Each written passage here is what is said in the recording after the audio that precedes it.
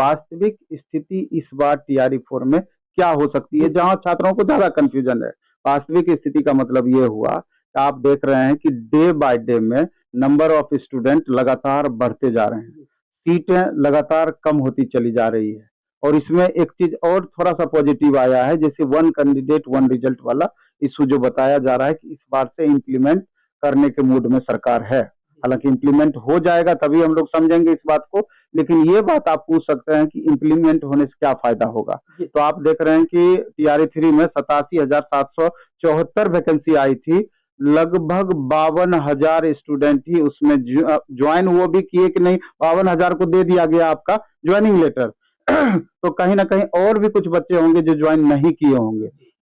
कहने का आशय यह है कि मोर देन 40% अप्रोक्स सीटें खाली रह जा रही है, सिर्फ इसी कारण से, one candidate one result implement नहीं होने के कारण। लेकिन अगर ये सीटें इंप्लीमेंट हो जाती है तो यकीन मानिए कि बहुत छात्रों को फायदा हो सकता है, क्योंकि दो ऑप्शन इसके बन सकते हैं। या तो शुरुआत में ही पोस्ट ऑफ प्रेफरेंस बच्चों से ले लिया जाएगा कि 11th-12th में फाइनल रूप से आप पोस्ट ऑफ प्रेफरेंस दे दीजिए, किस क्लास को आप प्रायोरिटी देते हैं, PGT को देते हैं, TGT देते हैं, 6 to 8 देते हैं, 1 to 5 देते हैं, और जो आप प्रेफरेंस सजा दीजिएगा उसी हिसाब से आपका लॉक हो जाएगा फाइनल रिजल्ट होने के बाद। इससे दूसरे छात्रों को भी राहत होगी। या ऐसा हो सकता है कि अभी जैसे चल रहा है चलने दे और वेरिफिकेशन के टाइम में आपसे ये प्रेफरेंस ले ले कि आपका रिजल्ट ये 3 क्लास में अलग अलग हुआ है, इसको आप ज्वाइन करना चाहते हैं, वहां से भी ये बातें तय हो जाएगी कि एक में आपको लॉक कर दिया गया, बाकी सीटें समाप्त कर दी गई, वो दूसरे बच्चों को अलॉट हो जाएगा। ये दोनों संभावनाएं हैं, ये पॉजिटिव है। दूसरा पॉजिटिव है इस बार डोमिसाइल, 85% सीट पर बिहार के बच्चे फाइट करेंगे, अप्रोक्स 15% सीट पर अदर स्टेट के और बिहार के भी उसमें रहेंगे, वो फाइट करेंगे। यहाँ पर थोड़ा लाभ की स्थिति बनेगी। लेकिन नुकसान कहाँ होना है? नुकसान होना है कि वैकेंसी मात्र 45,150 के करीब बताया जा रहा है। अभी थोड़ा सा उथल पुथल इसमें अगर संभव हो तो हो, और छात्रों की संख्या में भारी वृद्धि होने जा रहा है। इसलिए भारी वृद्धि होने जा रहा है कि आप सीटेट का देख लीजिए, अगर 1 to 5, 6 to 8 की पहले हम बात करें तो सीटेट में हर साल 6 to 8 में लगभग 23-24 हजार छात्र बिहार के जो अप्रोक्स डेटा है वो पास करते हैं। लेकिन उसमें बिहार के बाहर से 50,000 से प्लस छात्र फॉर्म भरते हैं।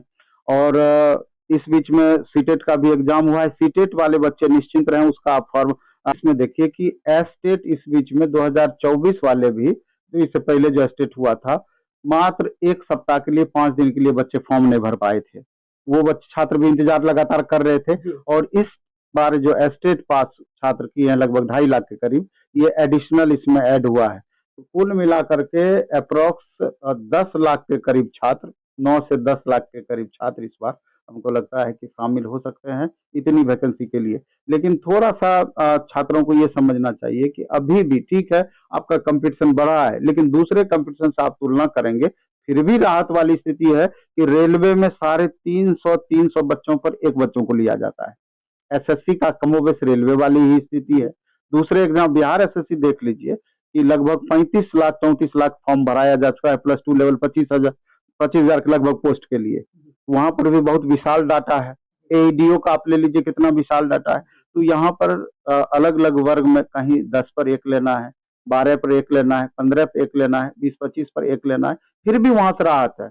इसलिए पहले तो अब 2 बातें हैं कि आपका नोटिफिकेशन एक्चुअल में मार्च में अगर आ जाता है तो 1 महीना फॉर्म भरने का डेट रहेगा, यानी कि last March April first week तक आपका फॉर्म ही भराएगा अगर आ जाता है तो। और 2.5 महीना तो मिनिमम गैप रहना है, उसके पहले तो संभव नहीं है। लेकिन कहा जा रहा है कि जून जुलाई से पहले संभव नहीं है कि आपका एग्जाम हो पाएगा।